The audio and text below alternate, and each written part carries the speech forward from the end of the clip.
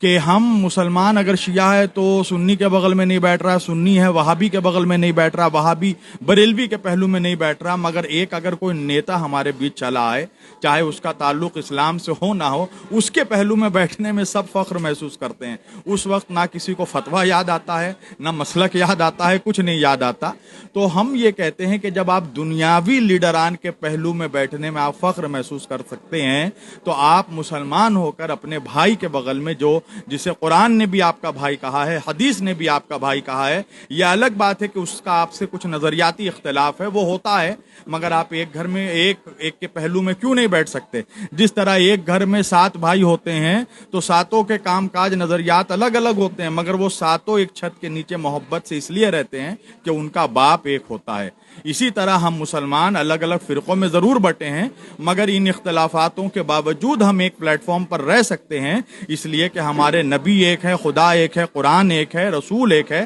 جس طرح آخر میں کہہ رہا ہوں، علامہ اقبال نے کہا کہ منفعید ایک ہے، اس قوم کی نقصان بھی ایک، حرم پاک بھی، اللہ بھی، قرآن بھی ایک ہی سب کا نبی، دین بھی، ایمان بھی ایک، اور کیا بڑی بات تھی ہوتے جو مسلمان بھی ایک۔ وآخر دعوانا ان الحمد للہ رب العالمین۔